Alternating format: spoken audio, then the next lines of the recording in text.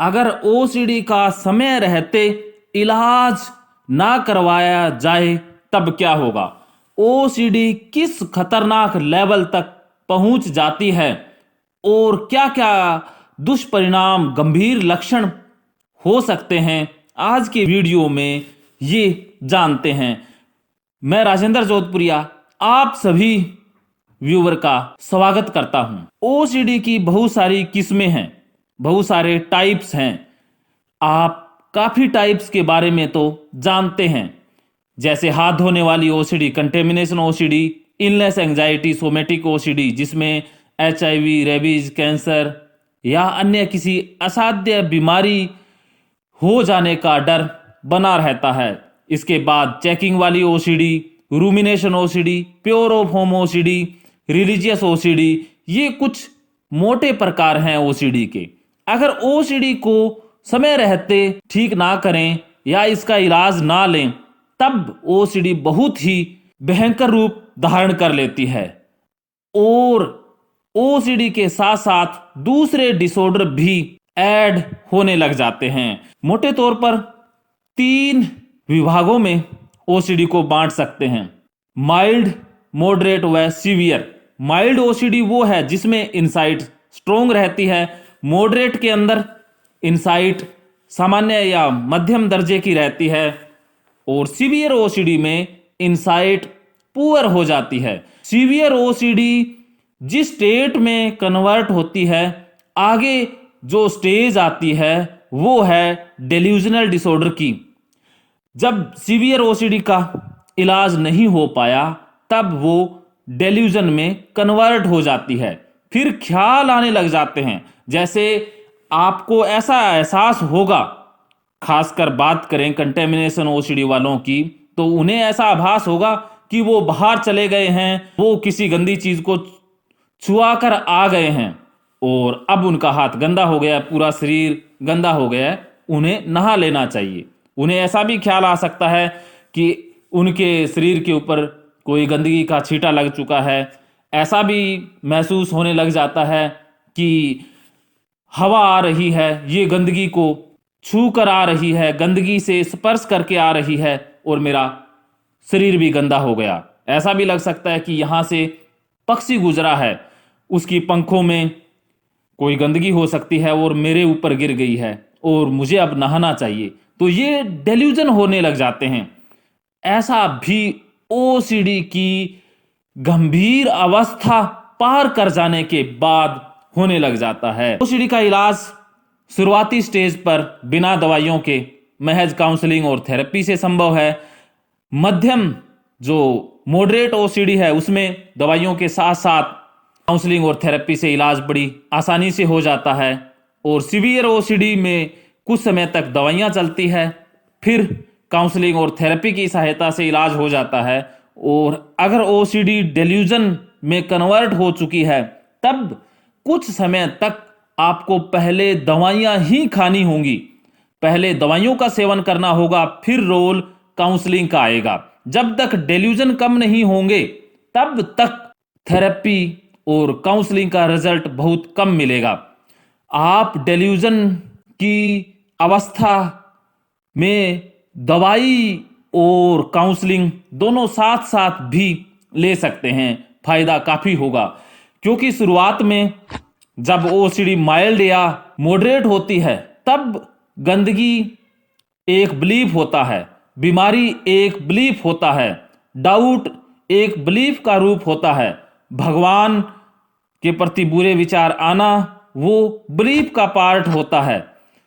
लेकिन severe OCD और delusion OCD में वो बिलीफ का पार्ट नहीं रहता है, वो केमिकल लोचे का पार्ट बन जाता है। तब हम बिलीफ बदल के ओसीडी में उतना फायदा नहीं ले पाते, क्योंकि जब तक केमिकल नहीं सही होंगे तब तक बिलीफ के ऊपर बात हो नहीं पाएगी। जब ओसीडी सीवियर हो जाती है तब इसमें डिप्रेशन भी ऐड होना स्टार्ट कर देता है।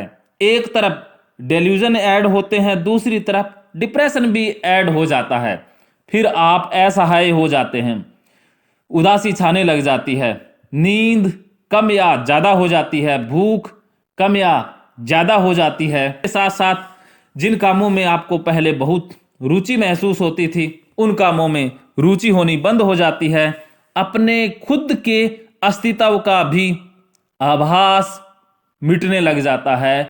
शारीरिक गतिविधियां, शारीरिक एक्टिविटीज कम होने लग जाती है, सुस्ती छाए रहती है। ये सिम्टम सीवियर ओसीडी के बाद ऐड होने लग जाते हैं। तो सीवियर ओसीडी के अंदर क्या क्या डिसऑर्डर ऐड होने लग जाते हैं, ये तो आपने आज के इस वीडियो में समझ ही लिया। एक तरफ डिप्रेशन ऐड होता है तो दूसरी तरफ डिल्यूजनल डिसऑर्डर भी इसमें ऐड हो जाता है। यूं भी कह सकते हैं कि सीवियर ओसीडी डिल्यूजनल डिसऑर्डर में कन्वर्ट हो जाती है, लेकिन डिप्रेशन इसमें ऐड होता ही होता है, क्योंकि डिल्यूजन भी होंगे और साथ के साथ डिप्रेशन भी हो जाता है। कई बार डिल्यूजन कम होते हैं, डिप्रेशन और सीवियर ओसीडी भी ज़्यादा हो जाती है। अगर आपके अंदर डिल्यूजनल और डिप्रेशन एक साथ आ चुका है तो फिर दवाइयों से भी बात नहीं बनेगी, फिर आपको एडमिट भी होना पड़ेगा। कुछ समय तक आपको साइकेट्री के हॉस्पिटल में एडमिट रहते हुए ट्रीटमेंट लेना होगा। जब आप कुछ राहत महसूस करेंगे फिर दवाइयों के सेवन और फिर आपने थेरेपी और काउंसलिंग लेनी स्टार्ट कर देनी है। थेरेपी और काउंसलिंग हर अवस्था में ले सकते हैं, लेकिन इनके रिजल्ट में फर्क आता रहता है, क्योंकि सबसे ज़्यादा थेरेपी का रिजल्ट माइल्ड लेवल पे आता है, मॉडरेट लेवल पे रिजल्ट बहुत आता है, सीवियर लेवल पर रिजल्ट थेरेपी का, अकेली थेरेपी और काउंसलिंग का रिजल्ट कम होने लग जाता है, फिर दवाइयों का सहारा लेना पड़ता है। डेल्यूजनल डिसऑर्डर और साथ में डिप्रेशन हो तब आपको एडमिट होने की ज़रूरत है, दवाइयों की ज़रूरत है और थेरेपी और काउंसलिंग के रिजल्ट भी मिलते रहते हैं। तो ये कुछ अवस्थाएं हैं ओसीडी की। अगर आपने समय रहते ओसीडी का इलाज नहीं करवाया तब आपका जीवन बद से बदतर होता जाता है। तो मेरी आप सभी से रिक्वेस्ट है, आप सभी से हाथ जोड़कर विनती है, आप सभी से अनुरोध है कि ओसीडी को कभी भी हल्के में ना लें। ये धीरे धीरे गंभीर से गंभीर होती जाएगी।